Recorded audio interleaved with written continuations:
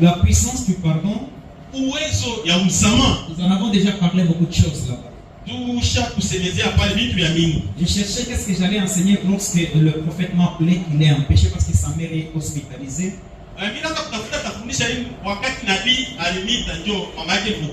Il est sérieusement malade. Et si ça arrivait à ce qu'il puisse s'absenter, donc elle est sérieusement malade. Alors que Dieu l'aide là où il se trouve, malgré passer par la transfusion, malgré passer par la transfusion, c'est maintenant là peut-être elle est sous transfusion, alors que Dieu la guérisse. Amen. Amen. Ok, je demandais à Dieu qu'est-ce que je vais enseigner, qu'est-ce que je vais enseigner. Oh, cela semblait comme si les cieux étaient toujours obscurcis. Je n'ai rien entendu, ni même l'idée. Et cependant, je suis assise, parce que j'allais introduire le thème de ce marathon. Mais comme je me suis rendu compte que il est vraiment bon, il est tellement bien de suivre vraiment la marche des autres. Alors je vais essayer de donner, si on va conclure avec la force du pardon.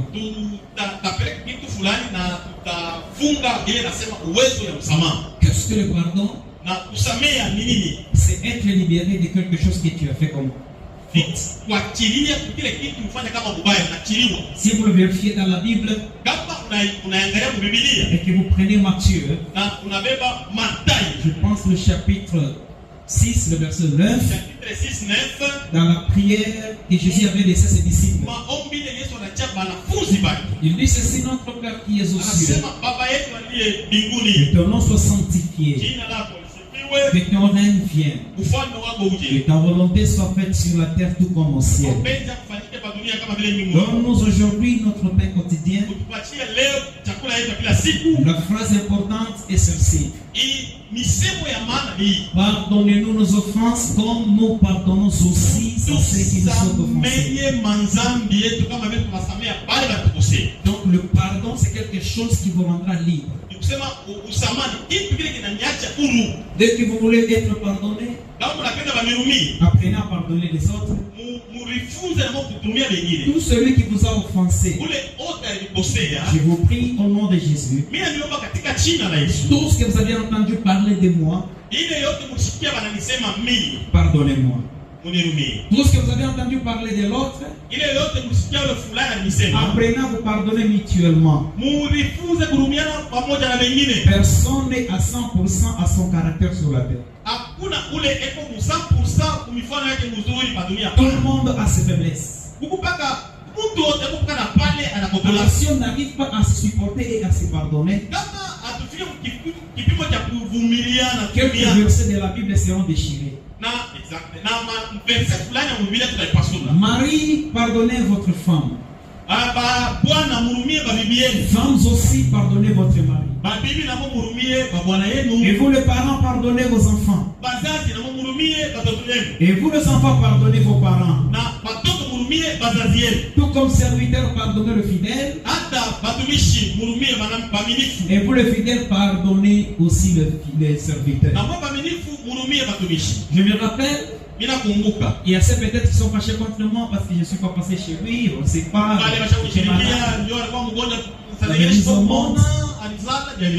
Pardonnez-moi. Laissez-moi toucher quelque chose. Est-ce que vous le voulez bien maintenant? Amen. Acclamez maintenant pour le Seigneur. Ok, tout le monde est avec moi. Si vous le voulez bien, tournez-vous vers Osée chapitre 6, le verset 1 à 2. Osée chapitre 6, verset 1 à 2. Nous lisons le nom de Jésus. Osée chapitre 6, verset 1er jusqu'au 2e. Oui. L'entête nous dit: repentir et rechute. Venez, retournons à l'Éternel, car il a déchiré, mais il guérira. Il a frappé, mais il bandera nos plaies. Il nous rendra la vie dans des jours. C'est là où il y a mon problème. Le troisième jour, il nous révélera. Et nous vivrons devant lui. Merci. Acclamez pour le Seigneur. Asseyez-vous.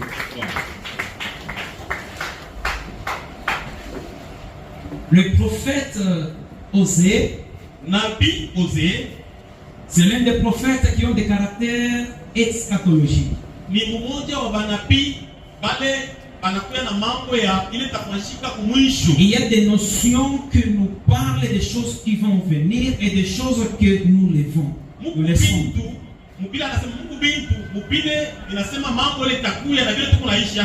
Je vais le parler lentement pour que tout le monde le saisisse. C'est très important. Osée est en train de numérer un point. Il dit, venez, retournons à l'Éternel. Le mot retourner qui veut dire reconnaître ses fautes. De reconnaître la responsabilité dont nous avons affaire à celui-là. Israël a commis des forfaits. Si vous êtes au 5e chapitre de ce même livre, Dieu a frappé Israël par rapport à son comportement. C'est ainsi que lorsqu'ils sont reconnus et ils ont entendu la voix d'un homme de Dieu, en d'autres termes, ils ont écouté la parole de Dieu. Israël est entré maintenant en eux avec l'introspection. Ils se sont dit, venons, retournons à Dieu. Notre Père, car il a frappé, il est celui qui nous a fait de plaies, mais s'il nous guérira. Rappelez-vous le mercredi, je parlais sur l'histoire de ce fils prodigue. Après avoir gaspillé toute la fortune que son père lui a donnée, je demande à mon caméraman, tu peux t'asseoir là-bas pour nous démontrer la vie de Dieu. Derrière toi, il y a une chaise qui ici. La Bible dit ceci, dans des ambiances, avec des prostitutions, avec beaucoup de choses, il a gaspillé toute la vie qu'il avait. Et vous savez ce qui va se passer? Dieu frappe ce pays avec la famille. C'est arrivé que il commence aussi à passer 2 ou 3 jours sans quelque chose. Il est allé consulter un chef de ce temps, un riche, qui avait un troupeau aussi de dépôts. Il est allé demander le service. On va l'embaucher là-bas. Il va commencer à manger aussi les carottes de porc. Un jour il s'est levé. Il a pris une décision. Je vais rentrer chez nous. Parce que chez nous, il y a plusieurs demeures. Chez mon père, il y a des travailleurs qui travaillent jour et nuit. Ils mangent bien et ils sont bien payés. Il vaut mieux que je rentre chez nous. S'il s'agit de me traiter comme un esclave, que je sois traité comme un esclave. Mon problème c'est quoi? Il a pris une décision. Et quand ce fils prodigue est rentré, son père l'a vu de loin. Et son père va laisser sa demeure. Il a couru près de son fils et il a fait un câlin. Et la Bible dit ceci, son fils va lui dire, je ne mérite pas d'être appelé ton fils. Je sais que j'ai déjà fait des choses inagréables. Traite-moi comme l'un de tes serviteurs. Mais la Bible dit ceci, son père, avec tout amour et toute affection envers son fils, il va lui dire ceci: mon fils, tu seras exonéré. Oui, voilà. Pour une fois de plus, il demande l'anneau. On va qu'on le fait porter. Ce qui signifie qu'il renouvelle l'alliance avec son père, qui a été rompu avec ce genre de choses. Et après avoir lui donné l'anneau, on lui donna les sandales, qui a tout avec tout un symbole qui représente la piété. C'est-à-dire pour son père, son fils est revenu dans l'alliance, et son père le considère comme pied. Voilà, comme quelqu'un qui est devenu maintenant saint. Lorsque vous allez retourner à la maison de votre père, vous avez tué, vous avez volé, vous avez avorté, vous avez fait ça et ça et ça. Votre père étend ce bras, il va vous embrasser, il va renouveler l'alliance, il va vous accueillir dans sa maison, et après quoi, il va vous considérer comme saint. C'est la raison pour laquelle on l'appelle El Roi. C'est lui qui voit partout. Mais Yahweh Kandoshi est celui qui nous considère comme saint. Et maintenant, suivez-moi. Je vais toucher ce point dans le livre d'Osée. Revenez au Seigneur. Quel que soit on a commis des forfaits, notre Dieu va nous pardonner. Et dans 3 jours, écoutez, il dit ceci: il nous a déchirés, il nous guérira, il a frappé, il nous bandera nos plaies, il nous rendra la vie dans 2 jours. Et le 3e jour, il nous relèvera et nous vivrons devant lui.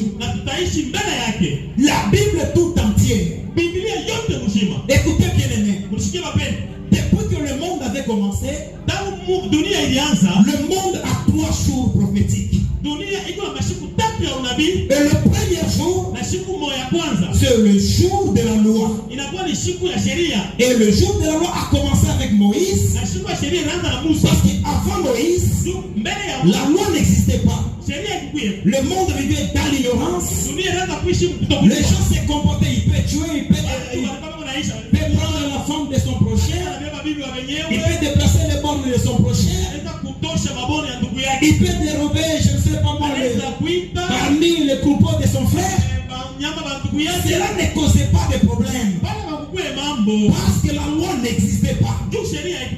Jusqu'au temps où Moïse a fait sortir Israël de l'Égypte, maintenant sur la péninsule du Sinaï, dans l'une des montagnes qu'on appelait Horeb. Et je me rappelle bien dans la quarantaine, c'est là que Dieu a rédigé ce qu'on appelle les 10 commandements. Il avait écrit pour la première fois. Moïse est descendu dans le camp d'Israël, il va trouver les gens en train d'adorer un veau d'or. Par sa colère en tant qu'humain, il va le briser. Et Dieu va encore le rappeler à la montagne. Et là, Dieu va maintenant l'obliger de tailler lui-même de 2 pierres. Et Dieu va maintenant écrire de son propre doigt. Pour la 2e fois, il est descendu avec le 2 tables de la loi. C'est là qu'on a parlé, on a énuméré tous les 10 commandements que vous connaissiez. Mais mon problème est lequel? C'est les 3 jours prophétiques. Notre premier jour a commencé avec Moïse, Israël dans le désert. Je voudrais que vous me suiviez attentivement. C'est le jour de la loi. Rappelez-vous que Jésus-Christ est né dans la loi, il est grandi dans la loi, il est mort dans la loi, il est ressuscité dans la loi, et il est rentré au ciel dans la loi. Quand est-ce que le 2e jour avait pris fin? Le 2e jour a pris fin le jour de la Pentecôte. Le 2e jour a pris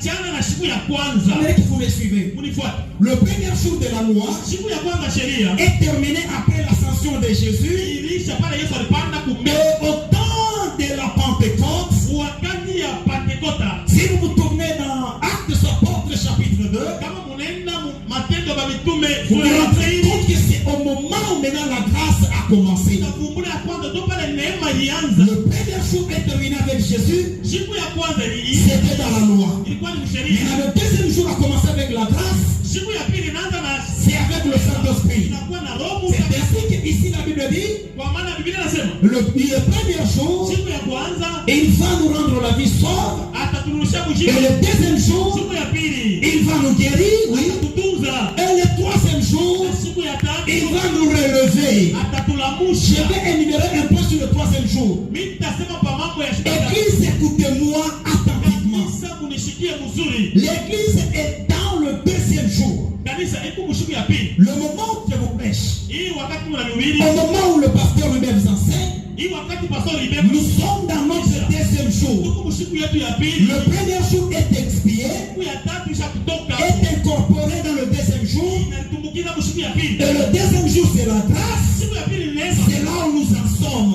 Ule tuiko. C'est pourquoi même si vous péchiez, Hata kama unafanya vous n'êtes pas sanctionné. awamipike. Même si vous péchiez, Hata kama unafanya vous n'êtes pas sanctionné. awamipike. Dieu ne vous frappe pas. Mungu asinipike. Malgré des crimes, Hata vibaya. malgré l'abomination, Hata machukizo. Dieu ne tue pas comme dans le temps ancien. Mungu ashiwe kama zamani. Parce que là, dans la loi, Juu kusheria. celui qui tue par le paix Ule na uwa kwa mupaka. sera tué par le paix. Na Mungu anaikwa Vous mupaka. ne m'avez pas écouté. Celui qui trouve, qui creuse, Ule anatobola na mancho. lui aussi sera creusé comme l'autre. Akamutobola sawa vile mwingine. Mais nous sommes au temps de la loi, de la grâce. Wakati ya neema. Si vous tuez, Kama munaua. vous ne serez pas tué, Hawataniua. mais vous serez pardonné. Watanirumia. Les jours de la grâce Siku ya neema. a aussi un début et a aussi une fin. Kuna hiyo na mwanzo na mwisho Mais yake. que la grâce ne vous trompe pas. Lakini neema isimidanganye. Parce qu'un jour, Juu siku la moja grâce finira. neema itaisha. Quand est-ce que la grâce va prendre fin? Wakati kani neema itaisha. Je répète encore. Inasema tena. Le premier jour, c'est dans la loi. Siku ya Ça mwaka commence avec Moïse. na Musa. Ça terminé avec Jésus-Christ. Inaisha na Yesu Et Kristo. le deuxième jour a commencé Siku ya pili inaanza avec la duplication du Saint-Esprit. ya kushuka kwa Roho Et Mtakatifu. ça va terminer Itaisha. à l'enlèvement. Oh, alevuma kunyanyuliwa. Vous savez pourquoi? Naijua nini? Lorsque nous sommes enlevés, Wakati wananyanyuliwa, la grâce est partie.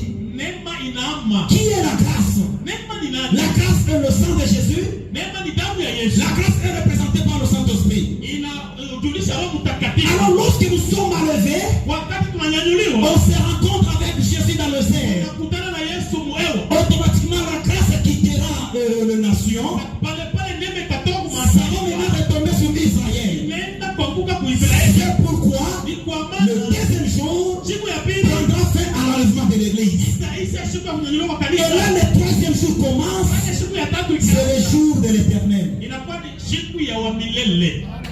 Dites à votre voisin les jours du Seigneur. Les jours du Seigneur. Dis-lui encore les jours du Seigneur. Les jours du Seigneur. Le grand jour de l'éternel que tout le monde attend dans la Bible. Vraiment, j'ai aimé les écrivains de la Bible. Ils sont écrits en disant qu'ils appellent ça le grand jour de l'éternel. Napenda pale wanaandika Biblia. Mimi napenda sana wanaandika wanasema siku mkubwa ya wa milele. Effectivement, c'est un grand jour de l'éternel. Et c'est un jour que Dieu lui-même attend cela. Ni ile siku ya mwenyewe Mungu anaichunga. Où il y a beaucoup de choses qui sont énumérées dans le grand jour de l'éternel. Mwana kunakuwa vitu vya mingi vile vinachungiwa mwile siku. Mais ça va vous donner un bref synopsis dans ce qui concerne le grand jour de l'éternel. Acha nionyeshe kitu fulani ile vinaonesha mambo ya siku mkubwa wa milele. Avec l'enlèvement de l'église, Kupitia kunyanyuliwa kwa kanisa. c'est le croyant qui vont se rencontrer avec son époux. Inakuwa ni baaminifu batakutana na Bwana Et yake. quand nous sommes enlevés, on appelle ça l'enlèvement. Kama tunanyanyuliwa wanaita kunyanyuliwa. Lorsque Christ descend, on appelle ça l'avènement. Wakati Yesu anashuka wanasema kuya kwa Ne Yesu. confondez pas avec le retour de Christ et l'avènement du Fils de l'homme. Il y a deux choses différentes. Hapana kuvurikiwa na kurudi kwa Yesu na kunyanyuliwa kwa kanisa. L'enlèvement représente donc l'enlèvement des croyants qui est le pouce vers son époux. Kunyanyuliwa kunyanyuliwa kunasema kunyanyuliwa kwa wale waliamini bibi yake kwenda kukutana na bwana yake. En d'autres termes, l'enlèvement c'est quoi? Kunyanyuliwa ni nini? C'est quitter sur la terre, kutoka pa dunia vers le pot.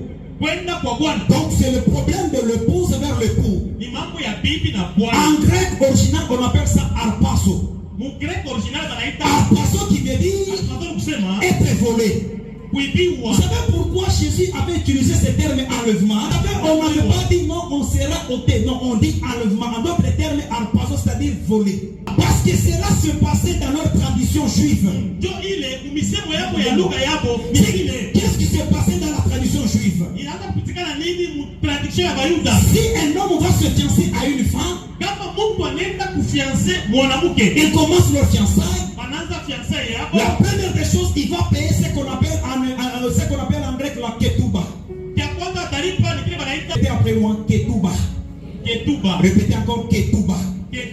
La ketouba, c'est quelque chose qui était comme une gage, comme la prédante. Et après ça, il va commencer à faire ses dictons à sa fiancée. Je vais rentrer chez mon père. Je vais préparer une place où tu seras avec moi. Et la même phrase que le juif parlait, dans la maison de mon père, il y a plusieurs demeures. Alors je m'en vais vous préparer une place. Mais bien avant qu'il puisse quitter, qu'est-ce qu'il va dire? Il va payer ce qu'on appelle le moak. Mais le moak est comme la dot. Il va le payer en fonction de la qualité de sa femme. C'est-à-dire, on dit ça, c'est le prix de la mariée. Il va l'honorer. Et après avoir payé la moak, il va maintenant rentrer chez eux. Regardez-moi. Quand il rentre dans la maison de son père, il va maintenant préparer une place. Une pièce dans laquelle sa femme arrivera d'abord. Il prépare la place. Il prépare le vêtement. Et après quoi, les jours de venir prendre la femme, suivez. J'aimerais que vous me suivez, cette histoire, ça va vous aider. Les jours où il viendra récupérer sa femme, il viendra avec ses amis. Ce n'est pas pendant le jour, tout comme il peut venir avec ses amis, mais pendant la nuit. Et quand il venait, il viendra avec ses amis. C'est entre 20 et 22 heures, 21 heures. Et ses amis, ils vont maintenant voler la mariée. C'est ce qu'on appelle enlèvement. Il va la voler. Il ira avec dans la maison de son mari. Et la femme prendra du temps là-bas, dans la maison de son père. C'est ainsi que Jésus dit, dans la maison de mon père, il y a plusieurs demeures. Dans la maison de mon père, je pars vous préparer une place où vous y serez avec moi. Okay. C'est ça l'enlèvement. Est-ce que vous me suivez là-bas? Est-ce que je parle bien? Et c'est ce qu'on appelle enlèvement. Alors en tant qu'un vrai juif, tout ce que Jésus parlait, cela se référait à leur coutume juive. Jésus n'allait pas déborder des langages qui ne sont pas juifs. C'est pourquoi le deuxième jour finit avec l'enlèvement. Et l'enlèvement, lorsque nous sommes partis au ciel, et le troisième jour, c'est le jour de l'Éternel. Ça va commencer quand? Le troisième jour commence là où je vous explique. Nous faisons ce qu'on appelle le retour de Jésus. Et ce qui est dans Zacharie chapitre 14, le verset 2. Et lorsqu'il descend, on appelle ça le retour visible de Jésus. Accompagné de ce qu'on appelle les jours de l'Éternel. Parce que là, le grand jour de l'Éternel commence avec la guerre d'Armageddon. Comment Jésus parlait dans de brèves prophéties. Luc, tournez-vous dans Luc. Luc chapitre 15, je pense. Non, prenez 13, oui, c'est 32. Luc 13, 32, nous au nom de Jésus. Amen. Il leur répondit. Il leur répondit. Allez, dites. Allez parler. À ce renard. Allez dire à ce renard. Le renard là faisait référence au roi Hérode. Allez dire à ce renard. Je chasse les démons. Maintenant suivez-moi. Je chasse les démons. Et je fais des guérisons aujourd'hui. Suivez. Je chasse les démons et je fais des guérisons aujourd'hui. Et demain. Le troisième jour. Et le troisième jour. J'aurai fini. J'aurai fini. Amen.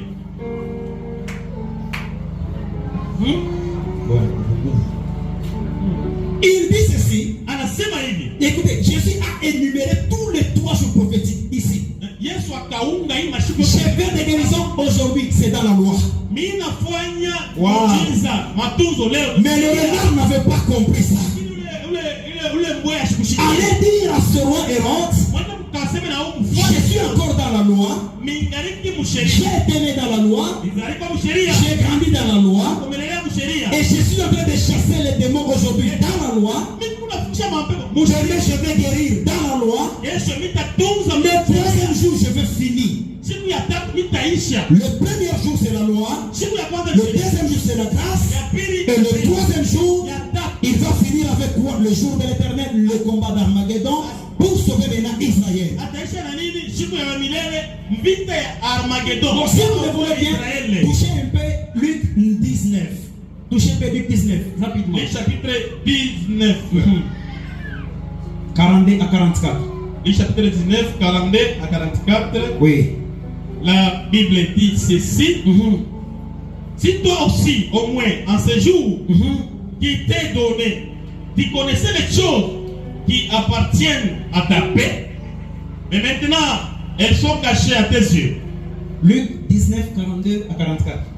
Oui, c'est ça. Je suis sur le 42e verset. Ok. 43. Il viendra sur toi des jours où tes ennemis t'envireront. Et maintenant, j'aimerais que vous me suiviez comment ces versets se mettent en parallèle, se mettent ensemble. Jésus va parler de son troisième jour. Écoutez comment il explique. Parce qu'ici, il y avait des questions. On va lui poser beaucoup de questions sur ce qui concerne le temps de la fin. Comment il y aura des signes et des signes. Et comme ça, il va leur dire ceci. Allez-y. Où tes ennemis t'envireront de t'encher. Il va maintenant expliquer à Israël, il y aura le jour où tes ennemis t'envireront. Donc, en d'autres termes, ils seront tout autour de toi. Ils vont piéger la ville, ils vont piéger des montagnes, ils vont placer leurs mortiers, leurs accas, leurs fusils vers Jérusalem. T'enfermeront. Et puis ils vont t'encercler, c'est ça le terme enfermer. Et te serreront de toutes parts. En d'autres termes, tu n'auras pas un endroit où tu peux sortir dans la ville. Ils te détruiront, toi et tes enfants. Mais maintenant, je voudrais que vous me suivez, parce qu'il y a une question que je vais vous poser. Cette prophétie s'est réalisée quand, mais ça ne s'est pas encore réalisé. Allez-y. Ils te détruiront, toi et tes enfants. Ils te détruiront, toi, c'est-à-dire Israël et vos enfants. Au milieu de toi. Au milieu de toi. Ils ne resteront pas à toi, pied sur pied. Il parle avec Israël, mais c'est comme si je suis en train de donner la référence de quelque chose. Au milieu de toi, il ne restera pas pierre sur pierre. Parce que tu n'as pas connu le temps où tu as été visité. Tu n'as pas discerné le moment où tu as été visité par la grâce. Oh Amen. non. Merci. Alléluia. Est-ce que vous me suivez là-bas? Amen. Jésus explique les choses qui vont se passer après les 3 jours, donc après les 2 jours, le 3e jour.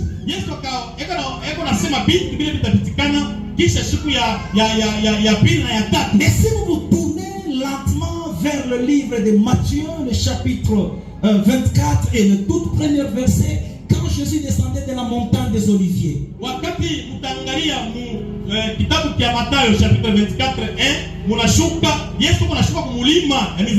Et il y a l'une des questions que le disciple lui avait posées.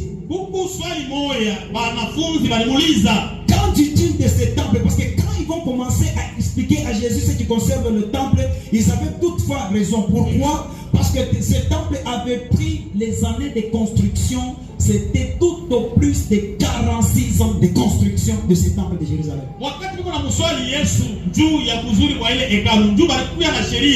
juu ile hekalu ilijengwa mzuri na ilikawa mashiku miaka ya mingi 46 ans des années. Et c'est l'une des chantiers qui a égorgé plus de 18 000 employeurs, c'est-à-dire le maçon et les aides-maçons, plus de 18 000 personnes. Ni chantier ile ilikuwa na kuifanya kazi, kufanya kazi 18 000 wafanya kazi na ile chantier. Et vous savez quoi? Na hiyo ni nini? Tout le monde appréciait le temple de Jérusalem.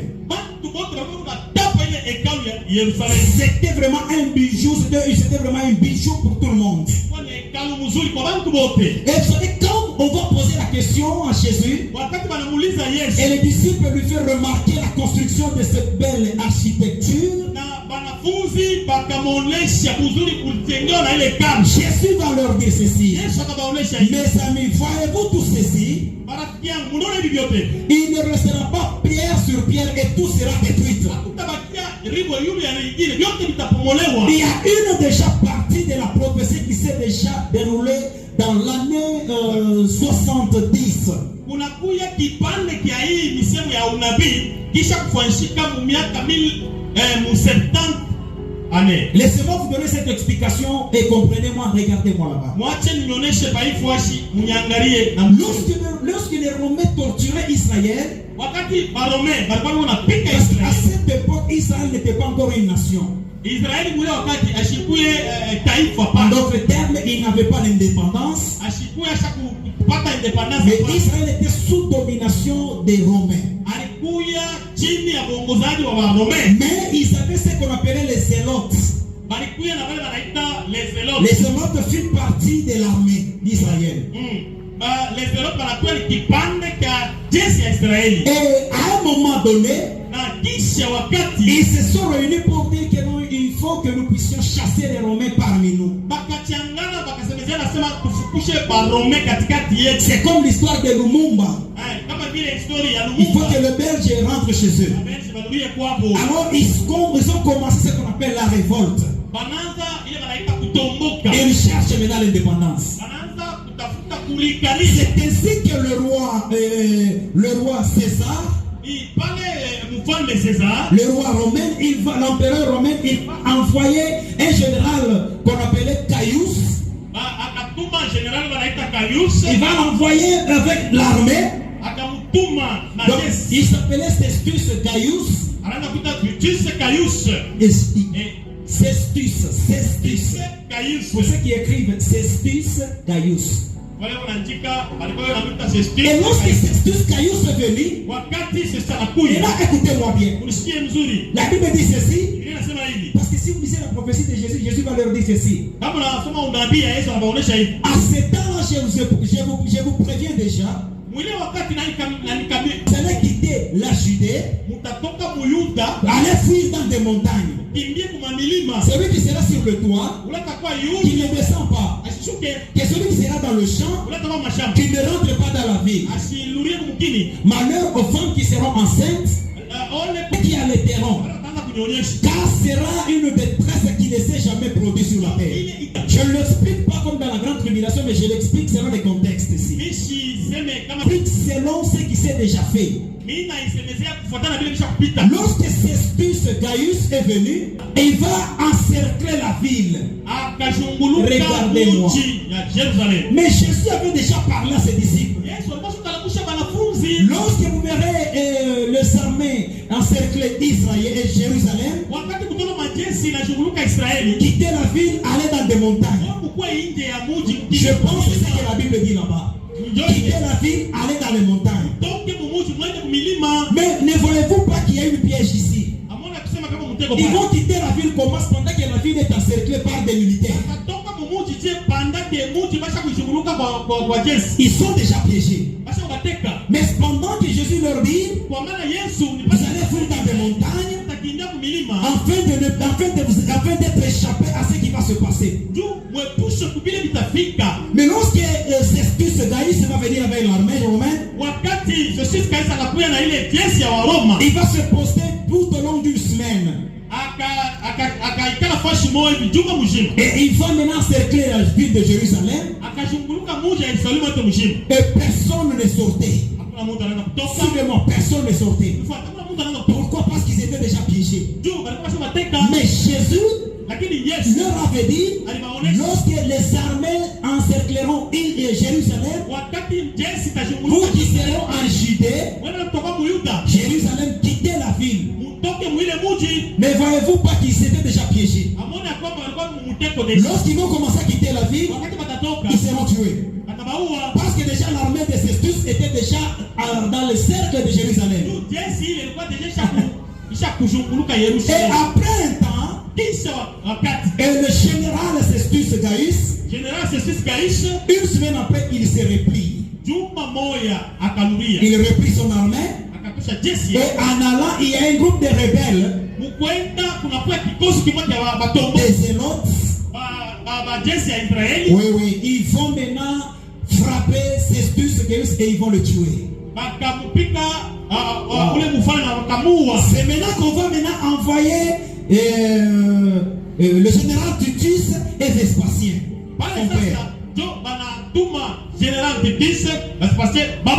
Et quand il va venir, écoutez, lorsque Festus Gaius était venu, ils avaient des mortiers et qui transportaient le pierre. Il est ma pierre.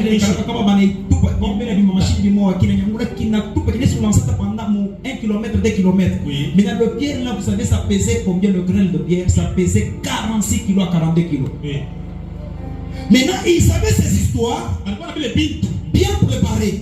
Et maintenant, suivez-moi bien. Jésus leur avait dit, lorsque vous verrez les armées investir sur Jérusalem, quittez la ville. Maintenant, lorsque nous avons Festus Gaius, il va se retirer. Et après une rébellion des zélotes, ils vont le tuer. Après cela,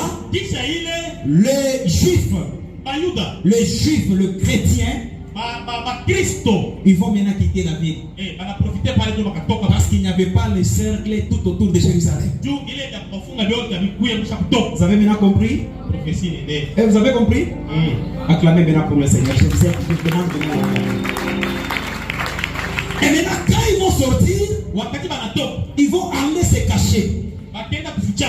Vous savez, quand ils vont se cacher, dans des montagnes, il y avait là, aux environs des 72 km, je pense. Et il y a l'une des villes qu'on appelle, c'est une ville de Péla. Et ils vont se cacher dans cette ville de Péla, dans des montagnes. Wow. Oui, voilà au Transjordanie actuel. Ils se cachent là-bas. Ceux qui étaient dans le champ, ils n'ont pas rentré. Apparemment, presque tous les disciples de Jésus, personne n'était surpris dans ces choses. Parce qu'ils avaient écouté et entendu ce que leur maître leur avait dit. Après avoir tué Festus Gaius, maintenant on va envoyer le général Titus avec son père Vespasien. Et quand Vespasien il va descendre, et vous savez, après une semaine et le 8 septembre, comme je vous explique, un jour de sabbat, vous savez quoi? Il y a un écrivain qui nous a dit, il y a donc à peu près 100 millions, j'ai dit encore 100 millions de juifs qui étaient morts ce jour-là.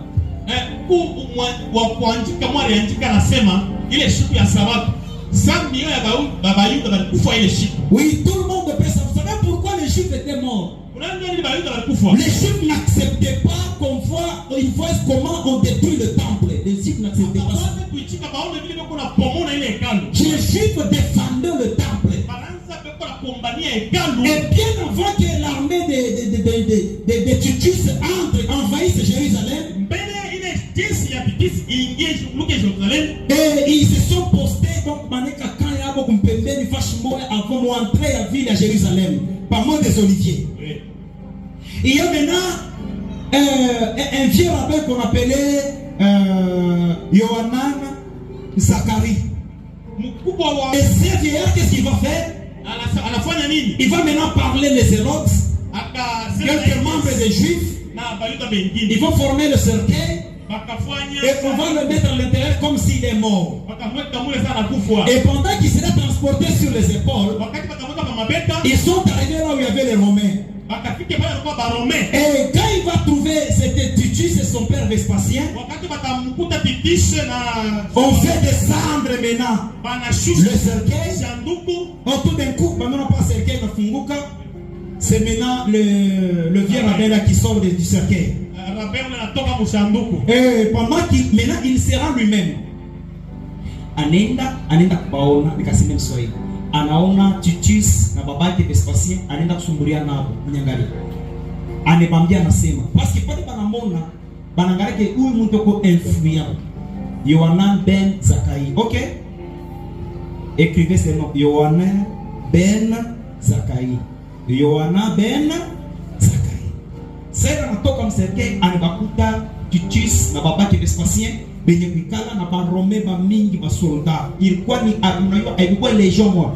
Une légion vous compte 6000 soldats. C'était plus de 7 à 8 légions. Pas d'Afrique, comme le vieux rabbin là, hein, ou les sacrificateurs, ou les princes, on l'appelle le principal les docteurs de la loi. Voilà terminé, vous comprenez facilement. Ça, il est pas l'amour, on a compris qu'il est influent, ou il est influent pour les juifs. Et ici, il y a moyen, on peut l'utiliser pour pouvoir gagner les juifs. Et quand il est arrivé là-bas, on l'a accueilli rapidement, à l'expliquer et dire que non, j'aimerais que vous puissiez m'autoriser, j'aimerais aller ouvrir une école dans l'une des villages qu'on appelait Yavne. Pendant même quand il est école ya kwanza kufundisha saba juif, anaanza kufundisha nini? Batoke mon esprit ya kusema on n'adore pas seulement Dieu dans le temple. Non, Dieu n'est pas dans le temple, Dieu est en nous. On a fondé l'école qu'on appelle l'école de judaïsme christianisme plutôt. Est-ce que vous me suivez? Parce qu'on considérait le christianisme comme une secte pour Israël. Avant qu'on se considérait que ça, il faut le considérer. Le christianisme était comme une secte. Il s'est dit qu'on a tombé chabon pour loi, on considérait comme ça. C'est pourquoi dans sa pauvre apôtre manière parce que baron était bien tombé chabon pour kunjia vya kweli, papeleka kunjia vya bongo. Et c'est ce qui a fait ce que Yohanan ben Zakai anaenda kulomba kule banamuchikia anaenda kufungula, c'était à quelques mètres et quelques kilomètres anafungula dans le village qui est Yavne. Il va maintenant commencer avec le culte et donc le cours sur le temple. Vous savez, parce qu'ils avaient imposé, dans le judaïsme, il y avait ce qu'on appelle l'imposition de loi, pas seulement ça. Et vous allez lire sur, donc si vous êtes sur la chair comme je suis là, ou Tasoma, les 18, on appelait ça les 18 bénédictions. À chaque culte, on est obligé où ils sommet les 18 bénédictions. Et le gens considéraient plus les temples que Jésus. C'est pourquoi Jésus avait dit ceci: je vais détruire ce temple en un seul jour, et le troisième, je vais la rebâtir. Jésus voulait leur confondre que ne comptez pas ce temple, moi-même je suis le temple, vous êtes aussi le temple. Et je peux m'arrêter par ici? Hein? Ça passe bien. Et après quoi? Lorsque Jésus va leur parler de ça, il connaissait que les frères juifs vont mourir. Celui-ci est sauvé. Les juifs, pas orthodoxes, mais les juifs chrétiens, ils sont sauvés. Vous savez pourquoi? Jérusalem ne pouvait pas avoir 1 million donc au-delà de 1 million de personnes dans la ville. Jérusalem a fait quoi là-bas? Oui. 1 million coupé ta part. Mais qu'est-ce qui a fait? C'est que Jérusalem, on avait tué plus de 1 million de personnes le même jour. Il faut qu'il y ait Bantu, un million chaque mois. À tel jour et indépendance, il y a un million. Exact. Mais vous savez qu'est-ce qui avait causé ça? C'était la Pâque. Tous les juifs, ils quittent Bethléem, ils quittent Capernaum, ils quittent tous les villages et les villes. Ils viennent se rendre où? À Jérusalem, parce que c'était la Pâque. Et quand c'était le jour de la Pâque, la ville de Jérusalem était pleine, inondée de juifs. C'est maintenant que le général Titus va descendre avec son armée. Ah, et le massacre va commencer. Et quand le massacre va commencer, et vous savez quoi? Le temple était barricadé.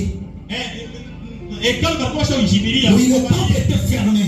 Il y avait même les Hérodes qui ne voulaient pas que ces gens entrent là-bas. Kulikuwa na ile jinsi ya Israeli. Ils vont maintenant utiliser des mortiers, j'ai oublié ce nom. Ils utilisent maintenant cela.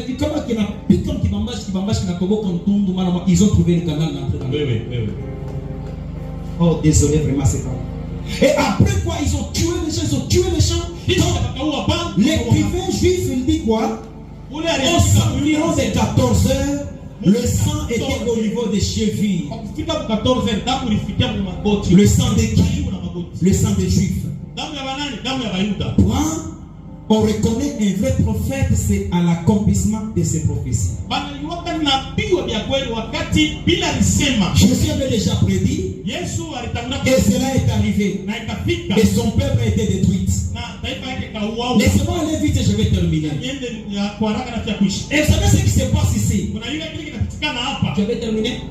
Vous savez ce qui se passe ici? Nous sommes en train de chercher le signe qui va nous prévenir que Jésus vient bientôt. Ne soyez pas motivés par la prophétie. Je répète encore, ne soyez pas motivés juste par le miracle. Il est vrai que le deuxième jour va passer. Et si le deuxième jour passe, ça va passer avec nous à ce qu'on appelle l'arpazo. En d'autres termes, on sera volé. Et vous savez quoi? Avec le destour, je parle ça, je mélange comme ça, avec le destour juif. Oui, leur doctrine. Rappelez-vous que Jésus était invité au noces de Cana. Qui connaît ça? Qui en a déjà lu ce passage-là? Vous n'avez pas lu quelque part? C'est dans Jean chapitre combien? Jean chapitre 2, verset combien? Et maintenant regardez-moi, je vous explique quelque chose. Si vous le voulez bien, je l'explique. Jésus était invité aux noces de Cana. Je ne sais pas si vous les avez déjà lu dans la Bible, on nous parle des noces. Les noces est au pluriel. Les noces. En d'autres termes, le noce qui veut dire les réjouissances de mariés et de tout celui qui participe dans la fête. Il y a des jours, ce n'est pas un seul jour. On prépare le mariage fixe, ce n'est pas un seul jour. Fête, il y a pas juif, il y a mariage, normalement c'est 7 jours. Jésus ne peut pas arriver à ces noces de Cana le premier jour. C'est entre le 3e jour ou bien le 4e jour. Mais sa mère, il était déjà le premier jour. Et comme cela se fait voir que la famille des mariés était vraiment moins riche, leur famille, c'était vraiment une famille pauvre, qu'on peut le dire. C'est pourquoi vous allez comprendre dans les noces de Cana, entre le 3e et le 4e jour, il n'y avait plus de vin. Parlez-vous les sommes en Bible, mon enfant, ça dit les mêmes jours.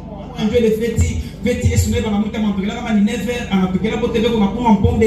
on appelle ça pomme de tout pomme. Pomme de naïcha, tu comprendras que les mouchiques, moi, je pomme de riche. Non, c'était jours successifs, lundi, mardi, mercredi, jeudi, le vin est terminé. C'était une famille qui était moins riche. Et quand sa mère l'a vu, écoutez, Jésus vient toujours le dernier.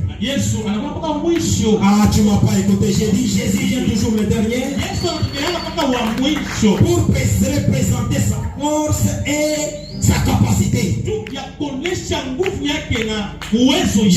l'a compris.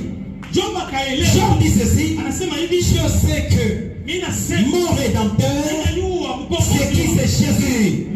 Il s'élèvera le dernier dans ma vie.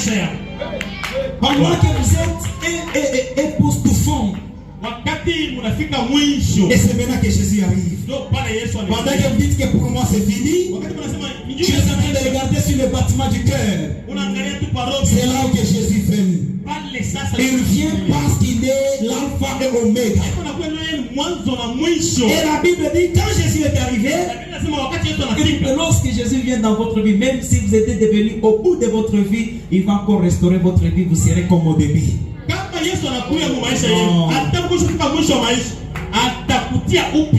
Tu n'entreras jamais dans le millénium avec ta vieillesse. Non, tu vas commencer avec la jeunesse et maintenant tu finiras par la vieillesse.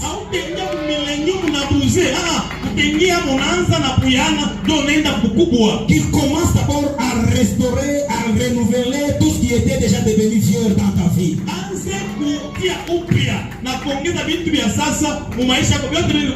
Si c'est ton mariage salé,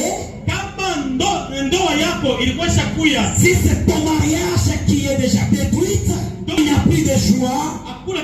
Jésus est le dernier qui. Si c'est tes affaires qui est détruite, je ne sais pas moi, c'est ta réputation qui est sapée, il s'élève le dernier. Il peut venir le 3e jour, il peut venir le 4e jour, et il va dire seulement remplissez ce vase, la fête va encore commencer à nouveau. Dès que Jésus donne est bon. Si j'allais dire amen à ta place. Et quand il est venu, c'était le 3e, 4e jour. Vous connaissez l'histoire. Sa mère va dire il n'y a plus de vin. Il répond femme, qu'y a-t-il entre toi et moi? Mon heure n'est pas encore venue. Oh, wow. Jésus parlait de la mort où il va verser son vin sur la croix. Où il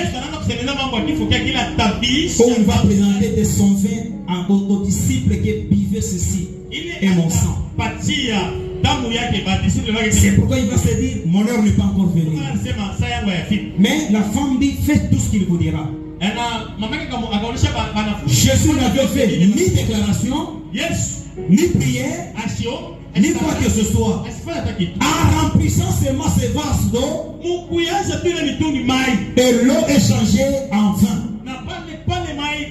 Et la fête, le noce de Cana continue. Église, écoutez-moi. Nous serons enlevés au ciel. Nous reviendrons avec lui et avec lui sur la terre. Et quand on va revenir, on va passer les noces de l'agneau. Pendant le 7 ans de gloire, il y a une fête, écoutez. Les invités de noces seront là. Les invités de noces seront là. Et les anges vont poser la question à Jésus, à l'époux. Qui est celui qui est habillé à un fin lin blanche? Et on va leur dire, voilà ceux-là qui ont blanchi leur robe dans le sang de l'agneau. Travaillez pour Dieu quand lorsqu'il va venir, tu seras enlevé. J'aime, il peut nous surprendre aujourd'hui. J'aime quitter ce monde. Dans le monde, il n'y a pas de paix. Ce que je vous dis est vrai. Il n'y a pas de paix. En réalité, il n'y a pas, c'est pas seulement au Congo, mais il n'y a pas de paix. Mais écoutez-moi une chose. Vous pouvez fuir le Congo. Vous allez en Istanbul. Il y a aussi quelque chose. Vous pouvez fuir là-bas. Vous allez en Amérique. Les Américains commencent avec le racisme. Ils tuent les Noirs. Où est-ce que vous irez vous cacher? Laissez-moi vous dire ces choses. Lors de l'enlèvement, c'est l'église qui monte vers son roi. L'heure du retour de Christ, c'est l'église qui descend avec son roi sur la terre. Que Dieu